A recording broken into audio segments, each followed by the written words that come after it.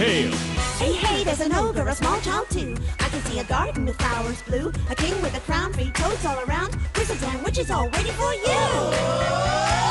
Magic spells, tales to tell, they will take your breath away. Mice will chase the cats away. Life's not for sale, it's a fairy tale, and everyone is a star. So turn the page, we improve with age.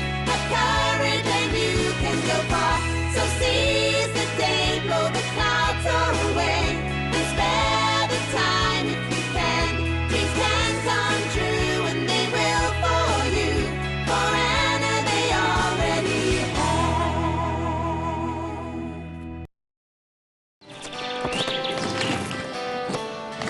Ready? இந்த sir இத போடு இங்க பாடு இத பாடு புடிச்சிட்டேன் புடிச்சிட்டேன் எப்படி பிடிச்ச பாத்தியா? இப்ப ஏன்ட்ட அவனுக்கு த்ரோ பண்ணு. போடு. ஏங்கிட்ட. எப்படி? நீ இதத்தானே தேடிக்கிட்டு இருந்த சார். இனிமே இது உள்ள வரக்கூடாது, புரிஞ்சுதா? அப்புறம் நீங்க எப்ப ஹோம்வொர்க் பண்ண போறீங்க? ப்ளீஸ் மா, இன்னைக்கு ஒரு நாள் தான் லீவு. இன்னைக்கு ஹோம்வொர்க் பத்தி பேசணுமா? எனக்கு பிடிக்காத ஹிஸ்டரி சப்ஜெக்ட்ல இருந்து தான் இன்னைக்கு ஹோம்வொர்க் கொடுத்திருக்காங்க. செம போர், அது நினைச்சாலே பிடிக்கவே இல்ல. இங்க பாருங்க பசங்களா, ஹிஸ்டரியில வார தவிர நிறைய விஷயங்கள் இருக்கு. ஆனா வார பத்தி தான் நாங்க டிவி நியூஸ்லயும் பேப்பர்லயும் நிறையவே பாக்குறோமே. அப்புறம் என்ன? இதுக்கு யாராவது ஒரு முடிவு கட்டுங்க. இதுல சிரிக்கிறதுக்கு எதுவுமே இல்லையா? நான் அத நினைச்சு சிரிக்கல, நின்னு போன ஒரு வாரம் நினைச்சுதான் சிரிச்சேன். அதுவும் ஒரு எலியால, தெரியுமா?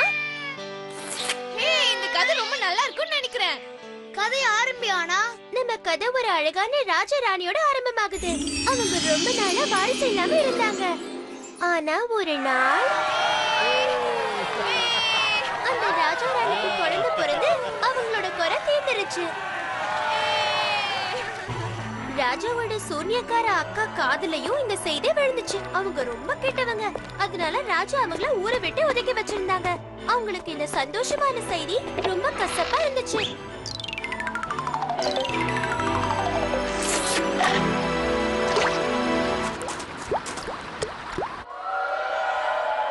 அடடா, ரொம்ப நாளா குழந்தை இல்லாம வருத்தப்பட்டுக்கிட்டு இருந்த ராஜாவுக்கு பொன் குழந்தை பிறந்திருக்கு.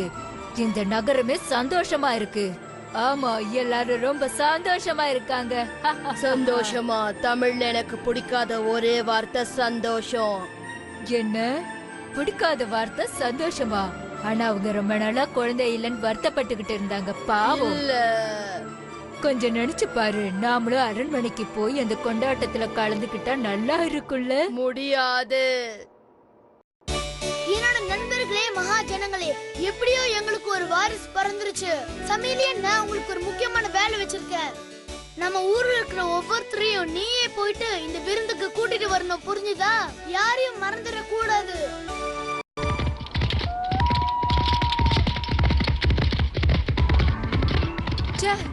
என்ன இந்த ராஜா நம்மள சுத்தமா மறந்துட்டாரு போல இருக்கு. இது நான் எதிர்பார்த்ததுதான். எவ்வளவு தைரியம் இருந்தா நம்மள தாண்டி போய் மத்த எல்லாரையும் விருந்துக்கு கூப்பிடுவாங்க. இவ்வளவு பெரிய மன்னிக்க முடியாத தப்ப ராஜா பண்ணிட்டாரு. நாம அந்த ராஜாவை சும்மா விடக்கூடாது. மாய கண்ணாடியே, அந்த குட்டி இளவரசிய ஒரு எலி இளவரசிய மாறட்டும். அது எப்ப வரைக்கும்னா, என் சகோதரி என்னைக்கு சிரிக்கிறாளோ அன்னைக்கு வரைக்கும் இளவரசி எலியாவே இருக்கட்டும். என் தங்கச்சி சிரிக்கணும்.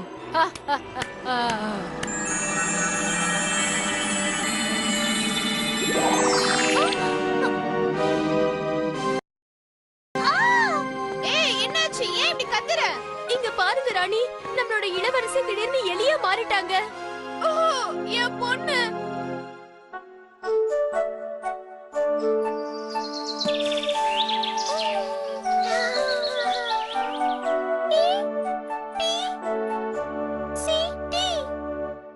இந்த ஃப்ராக் எனக்கு ரொம்ப அழகா இருக்கு. இந்த நாள்ல நீ மட்டும் ஒரு அழகான இளவரசியா இருந்திருந்தா உனக்கு முடிசூட்ட விழா நடந்திருக்கும். ஆனா என்னால அதை பண்ண முடியல. ஏன்னா நீ இப்ப ஒரு சின்ன எலி. ஆனா நான் இதை ஒத்துக்கிட்டே தான் ஆகணும். நீங்க எதுக்கும் கவலைப்படாதீங்கப்பா, எல்லாமே ஒரு நாள் நல்லபடியா நான் பழையபடி மாற வாய்ப்பு இருக்கலாம். அரசே, ஆபத்து ஆபத்து! நான் ஒரு மோசமான செய்தியை கொண்டு வந்திருக்கேன். எதிர்நாட்டு இளவரசன் நம்ம நாட்டு மேல போர் தொடுக்க போறானா? என்ன, நம்ம நாட்டை எதிர்த்து போறா? ஆனா எதுக்காக? எதிர்நாட்டு மன்னரோட இளவரசர்கள் 3 பேர்ல யாரு நம்ம நாட்டை ஜெயிக்க போறாங்களோ அவங்களுக்கு தான் முடிசூட்டு விழா நடத்த போறதா ஒற்றையர்கள் பேசிக்கிறாங்க. அவங்க ஏன் இப்படி பண்றாங்க? மத்த அரசர்கள் மாதிரி இவங்களும் டாஸ் போட்டு முடிவு பண்ணலாமே. எனக்கு அத பத்தி எல்லாம் எதுவும் தெரியாது. இப்ப உடனே நாம போருக்கு தயாராகணும். வாங்க. அப்பா, என்னையும் போருக்கு கூட்டிட்டு போங்கப்பா. நானும் உங்க கூட வர விரும்புறேன். நீங்க என்ன அங்க கூட்டிட்டு போவீங்கல்ல? என்ன, உன்னை போருக்கு கூட்டிட்டு போணுமா? நிச்சயமா நான் உன்னை கூட்டிட்டு போக மாட்டேன். அதுவும் இல்லாம நீ ரொம்ப குட்டியா இருக்க. என்னோட இந்த குட்டி உருவம் தான்ப்பா உங்களுக்கு உதவ போகுது. உங்க குதிரையோட 2 காதுகளுக்கு நடுவுல என்ன உட்கார வச்சு கூட்டிட்டு போங்க.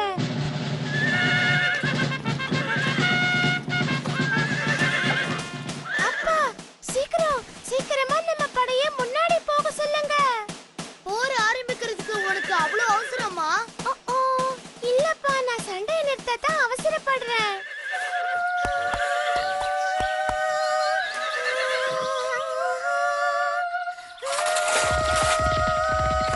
அப்படியே நில்லுங்க, யாரும் என் பின்னாடி வர வேண்டாம்.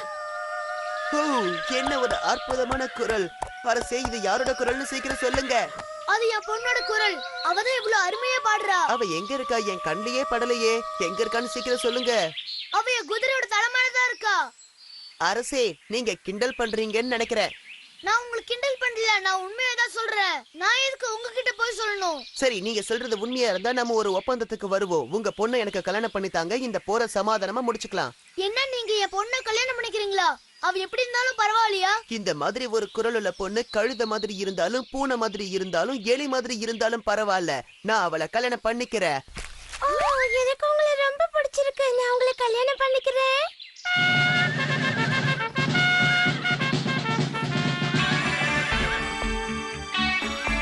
நீ இங்கே அரண்மனையில எனக்காக காத்துக்கிட்டு இரு. நான் போய் என் அப்பாவை பார்த்துட்டு வரேன். நான் போர் பண்ணாததால இந்த ராஜ்யத்தை என் சகோதரர்களுக்கு அவர் பிரிச்சு கொடுத்துருவாருன்னு நினைக்கிறேன். சீக்கிரமா வந்துருங்க. நான் உங்களுக்காக அரண்மனையிலேயே காத்துட்டு இருப்பேன். ஏதோ நல்லது நடக்க போகுதுன்னு என் மனசுக்கு தோணுது. கவலைப்படாம போயிட்டு வாங்க. ஓ, வந்துட்டியா என் செல்ல மகனே? நான் உன்னை தான் இவ்வளவு நேரமா எதிர்பார்த்துக்கிட்டு இருந்தேன். என் கடைசி காலத்தை ரொம்ப நிம்மதியாகவும் சந்தோஷமாவும் தான் கழிக்க முடியும்னு நினைக்கிறேன். ஏன்னா இந்த ராஜ்யத்தை உன்ன மாதிரி ஒரு பொறுப்பானவனோட கையில ஒப்படைக்க போறேன்னு. அதனாலதான் சொல்றேன், நம்ம நகரத்து ஜனங்க எல்லாரும் உன்னை பத்தி பெருமையா பேசுறாங்க. போர் பண்றது மட்டும் பலம் இல்ல, போர் சமாதான முறையில முடிக்கிறது தான் பலம்.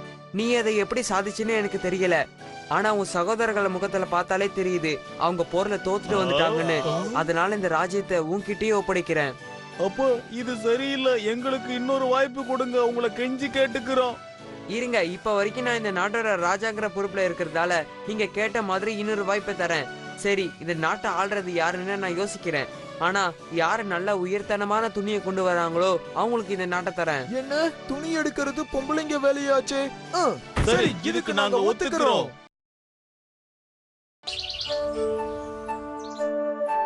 நாளைக்கு எங்க அப்பா கேட்ட உலகத்திலேயே தரம் வாய்ந்த துணியை கொண்டு போக வேண்டிய நாள்.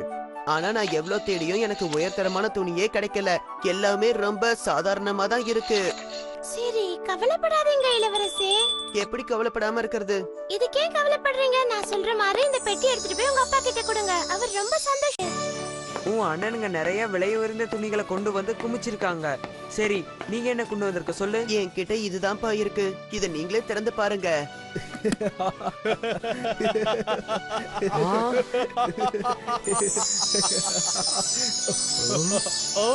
என்ன இது?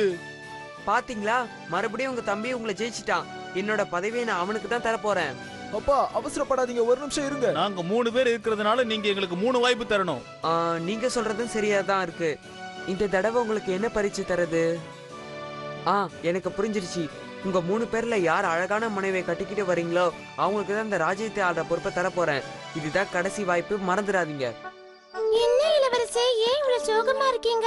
நான் கொடுத்த துணியை பார்த்து உங்க அப்பா சந்தோஷப்படலையா என்ன? என்ன விஷயம் சொல்லுங்க. இல்ல, நீ கொடுத்த பெட்டியை திறந்ததும் அதுல இருந்த துணியை பார்த்து எல்லாருமே ஆச்சரியப்பட்டாங்க. ஆனா இந்த ராஜ்யம் இனிமே எனக்கு கிடைக்க வாய்ப்பு இல்ல. ஏன் அப்படி சொல்றீங்க? எங்க 3 பேர்ல யார் அழகான பொண்ணை கல்யாணம் பண்ணிக்கிறோமோ அவங்களுக்கு தான் இந்த ராஜ்யத்தை தருவேன்னு என் அப்பா சொல்லிட்டாரு. இப்ப உனக்கு என்னோட கஷ்டம் புரிஞ்சிருக்கும்னு நினைக்கிறேன். கவலைப்படாதீங்க, சொல்றீங்க இளவரசே, நான் எப்பவும் சொல்வேன் இல்ல, எனக்கு என்னமோ நல்லது நடக்கும்னு தோணுதுன்னு நீ சொல்ல போற, ஆனா எனக்கு அப்படி தோணல. என் சகோதரர்கள் முடிசூடுற விழாவை நான் பார்க்க போறேன். என்னையும் அங்க கூட்டிட்டு போங்க, நானும் உங்க அப்பா பார்க்க விரும்புறேன். என்ன எல்லாரும் கிண்டல் பண்றதுக்கா?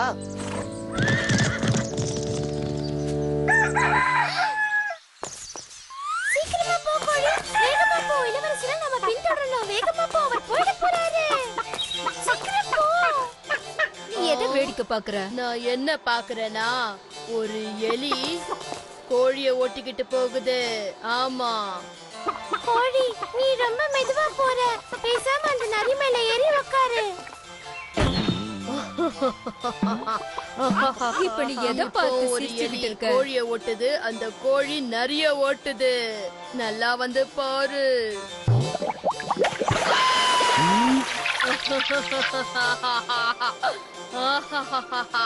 அட, என் தங்கச்சி சிரிச்சிட்டாளே, ரொம்ப சந்தோஷமான விஷயம். நான் எங்க சிரிச்சேன், நீ தான் என்ன சிரிக்க வச்சுட்ட. யாரால முடியாத நீ செஞ்சு முடிச்சிட்ட. இல்ல, இவங்க எல்லாரும் சொல்லிட்டாங்க. சரி, இப்ப இந்த பாலம் குதிரை வண்டியா மாறிடும். அந்த நரி வண்டிக்காரனாவும், அந்த காண்டாமிருகம் குதிரையாவும், அந்த இளவரசி அழகான பொண்ணாவும் மாறிடுவாங்க. உங்க எல்லாரோட சாபமும் இன்னையோட தீர்ந்து போயிடுச்சு.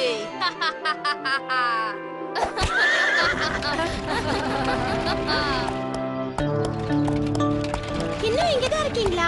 இவ்வளவு நேரத்துக்கு நீங்க அரண்மனைக்கு போயிருப்பீங்கன்னு நினைச்சேன். நீங்க குதிரை வண்டியை ஓட்டி ரொம்ப சோர்ந்து போயிருப்பீங்க. சரி, இந்த வண்டியில வாங்க, சொகுசா போலாம். மன்னிச்சிடுங்க, என்னதான் நீங்க பேரழகியா இருந்தாலும் என் மேல கருணை காமிச்சாலும் நான் இதை ஏத்துக்கிற நிலைமையில இல்ல. என்ன இது, நீங்க நிஜமாவே என்ன கண்டுபிடிக்கலையா? என் புருஷனுக்கே என்ன அடையாளம் தெரியாத அளவுக்கு நான் பேரழகியா மாறிட்டேனா என்ன? ஆச்சரியமா இருக்கு.